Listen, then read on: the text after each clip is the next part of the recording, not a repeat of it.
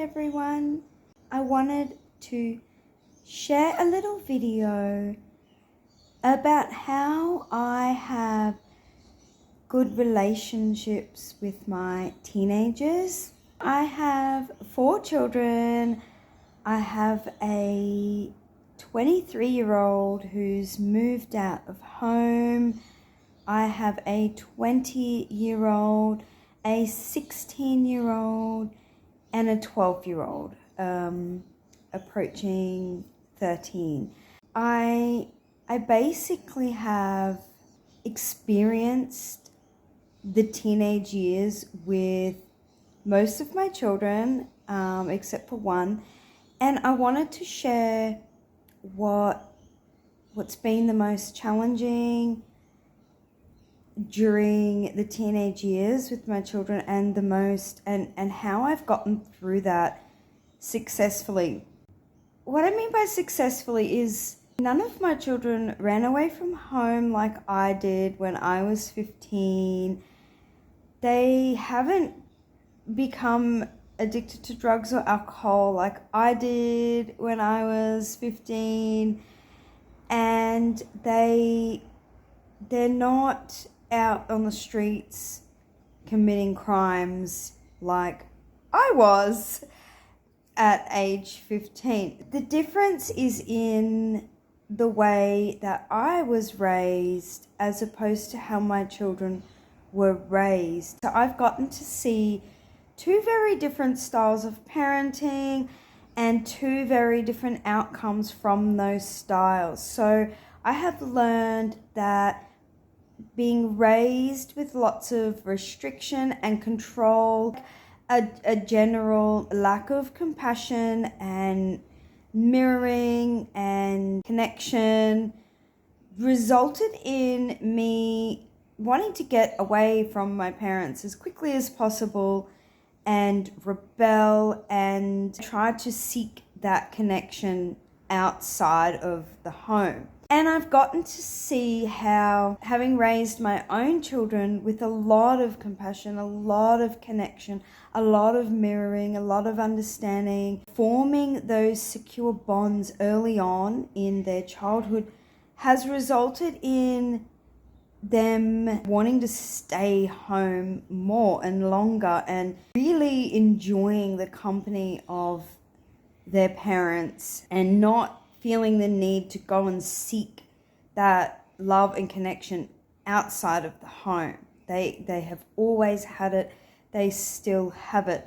So basically, it really comes down to attachment types in parenting. So children who grow up with a secure attachment and who feel safe in the home and safe, their parents to them are a safe figure, then these children are going to grow up in the world very differently to children who have more of a insecure attachment where they're not getting their emotional needs met, sometimes even physical needs, and this is going to cause them to obviously develop very differently. I also homeschooled my children. Now, you don't need to homeschool in order to develop a secure attachment with your children and for them to not rebel. It might put them at risk of developing issues. I'm not going to lie. Children who are constantly away from their parents and in these environments like school or daycare or kindy, there is a higher risk of them developing behavior issues and it putting a strain on the relationship.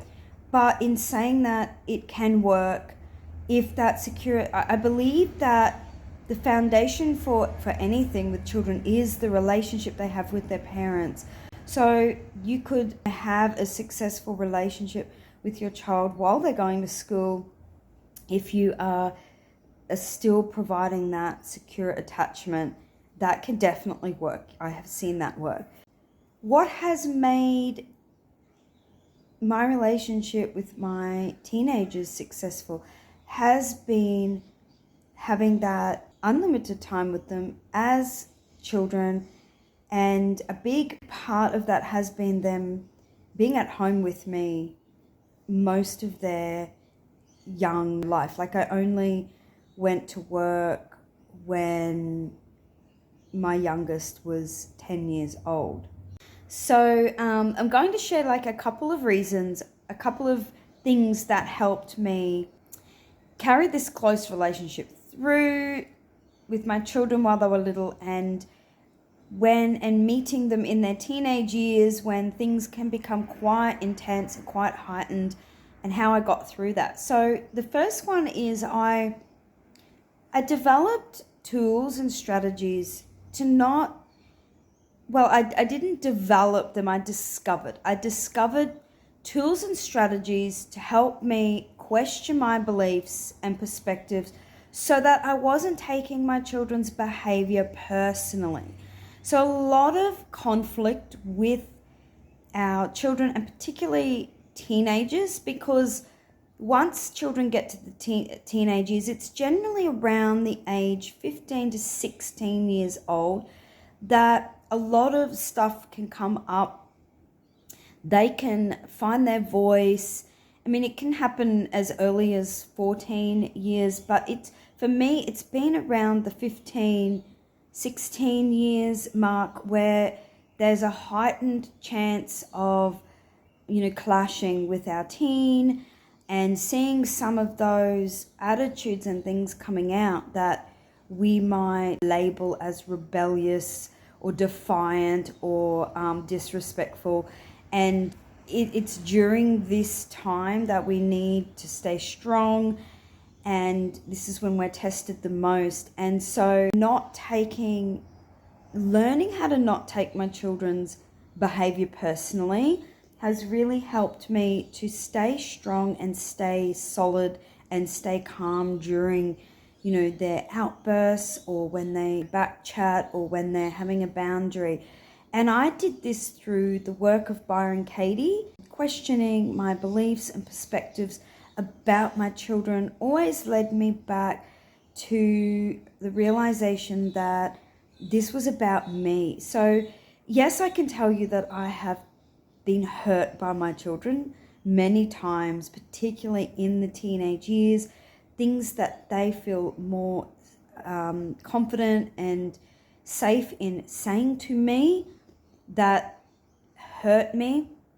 I've been able to go away and reflect on that and see the truth in that. For one, the things that they have said to me in their outburst, in their rebellion, in their backchatting, in their rudeness, has been correct. One way that I could realize this was by self-reflecting and writing down my thoughts and questioning if they are true. And a lot of times what I discovered is what I was thinking and feeling towards my children, I was thinking and feeling towards myself. And they were just bringing that out in me. And once I came to see that a lot of the things that they would say to me, it was about me in a sense that it was true, but sometimes it wasn't. Sometimes if they would say, I hate you, that was just their feelings. I didn't have to take that on and believe it and feel it. And sometimes I would spiral down a hole of guilt and, oh, I'm a bad mother. When I reflect on my mother's parenting skills, I mean, I love my mom and she's not like this now, but she did tend to put on the guilt trip. And I remember growing up feeling I've hurt and upset my mom, and she would make it apparent that I needed to feel sorry for her. And this was very uncomfortable growing up. And so I was always self-aware that I didn't want to put that on my children. So when I did feel hurt and upset, I would try to come out of that self-pity very quickly, because I knew, and they would often tell me when I was doing this self-pity thing, and they didn't like it. They didn't want to have to feel bad for me. They wanted me to just deal with it and move on. And so that's what I've been able to do. And this doesn't mean avoiding my feelings or not addressing the feelings underneath, I had to give myself compassion as well, that it can be extremely painful when your children are mad at you and upset at you and you think that they hate you and they've called you a name or they've said they hate you. But I learned very quickly to not take it on and not take it personally. Now, what this enabled me to do was to go to them once the feelings were past and apologize. Another big thing that's helped me to have a strong relationship with my children and particularly with my teenagers is making amends. And I do have a podcast available on my channel if you want to check that out, going into more detail about making amends with our children. But I wouldn't dwell, I wouldn't sulk, I wouldn't want them to come to me and feel bad. I would just get on with life, and I would go to them and say, I'm sorry about getting upset, I'm sorry about what I said, because there were times that I said mean things too. And as long as I was willing to apologize and own up and take responsibility, they were always very forgiving. I don't remember my parents ever doing this with me. They never apologized. Maybe they would, but it would take like weeks and months for them to apologize when I was a teenager. And sometimes I never even got an apology. So I would, again, we need to learn from our own childhood and learn about the things that didn't work for us as teenagers with our parents and aim to change that. Make a new script for ourselves and our children. Don't follow the same script. And sometimes my children would say, I don't need you to be sorry, Mom. It's fine. They would get over things so quick. And part of this was because they knew that I was going to be sorry. They knew that I was going to go and heal myself and self-reflect, and that I wasn't going to. They knew that this wasn't me deep down. They knew that I was able to get myself out of this rabbit hole and move on and be, happy. Another big thing that has helped me to have a good relationship with my teenagers is playing with them, even through the teenage years. So when my children were little and we started homeschooling, we discovered gaming. And we gamed a lot. We played Minecraft a lot and Roblox. And this really helped me connect to my children on a different level. And they didn't want to go and play with their friends. They wanted to play with Mum and Dad. And this is not a bad sign. This is actually a really good sign. If your kids are asking to play with you instead of other children, this is a miracle. This is something so beautiful and wonderful. This says that they have built a good relationship with their parents and that they get their needs met through interacting and engaging with their parents. So I played Minecraft a lot with my children, every day. And even as they became teenagers and adults, I maintained this. And playing doesn't have to be limited to video games. I went skating with my teenagers. I went to the movies with my teenagers. I danced with my teenagers. I did karaoke with my teenagers. I went hiking and walking and swimming and to the beach with my teenagers. And this is all play. And I did this with them all through their teenage years and even adult years for some of my children. So play is super important. I didn't have a separate life to my teenagers. They weren't out there on the streets doing drugs and hanging out with friends. We were doing everything together. And this just brought so much joy. And still to this day, some of my children are adults and moved out, and we still join each other in online gaming. And it's that connection has never left. Another thing that has helped me is just reflecting on my own self as a teenager. What would I have wanted in those moments of going through struggles and hardships and having intense feelings?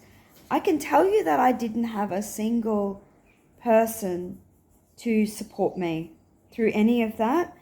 I had my friends and I had a family member here and there, but I didn't really have what I needed. until I was, well into my 30s, my late 20s, 30s. So what I would have wanted was somebody to care about me and listen to me and check in on me and understand me and accept me for who I was. So I accept my children. I've accepted my teenagers when they have rebelled and they've had a boundary, or they've chosen to listen to death metal, not soft country music, or when they've chosen to when they want to get piercings all over them and they want to dress goth and go out and have a mohawk and dye their hair, or they don't want to wear shoes when they go out. They want to wear a fancy hat that stands out. Like, I have not told them like who to be and how to dress and how to behave and what to like. So letting them, like, showing them acceptance and mirroring back what they like has been really helpful. And also like getting on their level, relating to them. So like, acting like this is what mirroring is. It's like showing them a reflection of who they are, which confirms and validates that who they are is right and true and real and acceptable. So getting down on their level. And like, if I have like one teenager that's like very jokey and likes to send me memes on Instagram that are funny, like cat memes, so like I reciprocate that back, and I will like laugh and I will do the same thing back. Or like, if he's one to tell jokes and be jokey and stuff, like I'll be goofy and jokey back with him. We also like listen to loud music together in the car when we go out, and I make an effort to really like get into his music, and so that I know the words and we can sing together. So that's like showing that like, hey, I like your music and I hear your taste, and like I'm reflecting that back by singing, and I turn the music right up because I know that that's what he likes. Just relating. Or like, I will join my kids in a game, and I will like, if they're running around in the game screaming and yelling and jumping, like I'll do the same thing. Relating and getting down like on their level is really helpful. I just want to add something. A big part of having a good relationship with my teenagers is not putting unhealthy meanings onto their behaviors. So like, when I homeschooled my kids, even like through the teenage years, I allowed them to sit in their rooms all day and play video games, and I didn't make that mean anything else, like other than what it was. I didn't think, oh, they're unmotivated. Like, I didn't force them to go out and get jobs. I didn't put a lot of responsibility on them. I never made the switch that like, okay, you've come from being a young child to a teenager and everything changes now. You can't just sit around and play all day. You have responsibilities. You have to go and get a job. You have to help support your family. You have to like clean the house. Like, I never made a transition there. I just continued to treat them like they were themselves and who they were, and that they were kids. And I found that responsibility just came naturally for them. Like, they wanted to contribute. They wanted to go and get a job. They wanted to help me around the house, and they would, without me having to force them to grow up. So a big reason why I've been able to get on with my teenagers is because they weren't made to be adults like sooner than they were ready. They were allowed to sleep all day and stay up all night. They were able to do the things they wanted to do. If they wanted to video game all day, that's fine. Like, they are having fun. They're enjoying themselves. And this would make them want to come out of their room and spend time with their parents and go on outings and do things. And so, yeah, I thought that was a really important thing to add, because I've had that mindset before of like, teenagers having to be forced to sort of become adults. And I never saw my kids that way. That play is something that is very important to embrace throughout childhood and adulthood. So I didn't want to condition that out of my children. I will share more. I might write a blog post about this actually. I hope you've liked this video today. If you'd like to share anything in the comments, I welcome that. And I'm wishing everybody a lovely day. Bye.